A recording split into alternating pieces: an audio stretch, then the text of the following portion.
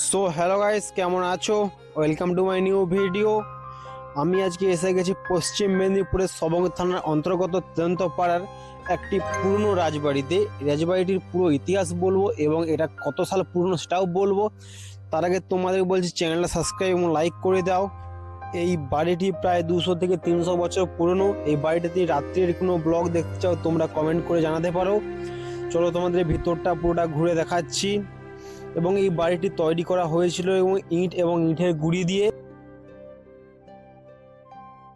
এই বাড়িটির ভিতরে যদি আমরা দেখি, পুরো শ্যাওলা ধরে গেছে এবং আমরা বৃষ্টির টাইমে এসেছিলাম বলে এখানে জল পড়ছে এবং পুরো ভেঙে গেছে। উপর থেকে ইটগুলো খুলে খুলে পড়ছে এবং চারপাশে লোহ দিয়ে তৈরি করা হয়েছিল আগে প্রাচীনকালে।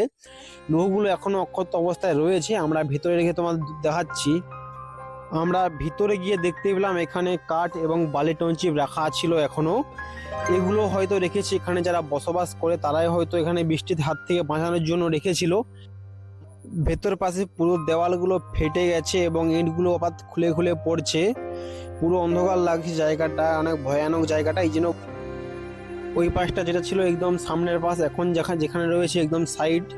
এখানে উপরে গিয়ে দেখাবো উপরের অবস্থা কেমন রয়েছে এবং ভিতরটা অনেক ভয় লাগছে, পুরো বট গাছে ঘিরে গেছে। চলো ভিতরটা তোমাদের দেখাচ্ছি গিয়ে। ভিতরে এসে দেখতে পেলাম পুরো বট গাছে ঘিরে গেছে এবং ওপরের ছাদরা হয়তো ভেঙে পড়ে গেছে। আমরা উপরে গিয়েও তোমাদেরকে দেখাবো। এখানে ঢুকে দেখতে পেলাম পুরো বট গাছে ঘিরে গেছে এবং শ্যাওলা ধরে গেছে, দেওয়ালগুলো পুরো ফেটে যাচ্ছে।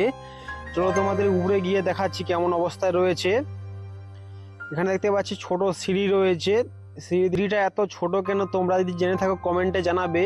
প্রাচীনকালে হয়তো ছোট ছোট সিঁড়ি বানানো হতো উপরে যাওয়ার জন্য।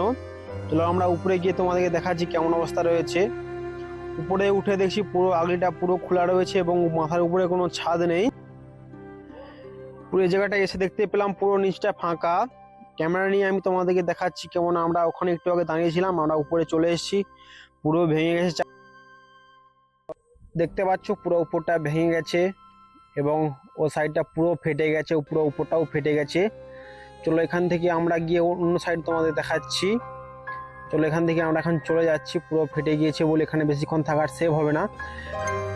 এটাই হলো পুরো পিছন পাশটা পুরো ঘিরে নিয়েছে গাছপালা দিয়ে এবং লতা গাছ এবং বট গাছ দিয়ে পুরো ঘেরা ছিল। আর পিছন পাশটা দেখতে পাচ্ছি অনেক গাছ রয়েছে। আমরা এখন পিছন ধরে গিয়ে তোমাদের দেখাচ্ছি কেমন। চলো আমরা পিছনটা গিয়ে দেখাচ্ছি কেমন অবস্থা রয়েছে। আমরা যখন এসেছিলাম এসে দেখছি পুরো বৃষ্টি হয়ে গেছে, তার জন্য আমাদের যেতে একটু অসুবিধা হচ্ছে বৃষ্টির কারণে। এই বৃষ্টির কারণে আমাদের ক্যামেরাতে জল পড়ে গিয়েছিল, তার জন্য পুরো ভিডিওটা তোমাদেরকে দেখাতে পারলাম না। চলো যতটা পাচ্ছি তোমাদেরকে দেখাচ্ছি।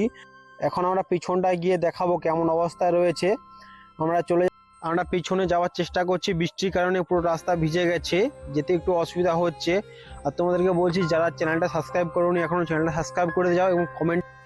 এখানে নাইটের যদি ব্লগ কোনো দেখতে চাও তোমরা কমেন্টে বলো এবং তোমাদেরকে দেখাবো নাইটে এসে কোনো এখানে প্যারানর্মাল অ্যাক্টিভিটি হয় কি না। পিছন সাইডটা পুরো ভেঙে গেছে, তাও তোমাদেরকে গিয়ে দেখাচ্ছি। পুরো গাছপালায় ঘিরে গেছে, বৃষ্টির কারণে জল জমে গেছে হঠাৎ করে। তবু জলকে এড়িয়ে আমরা যাওয়ার চেষ্টা করছি উপরে।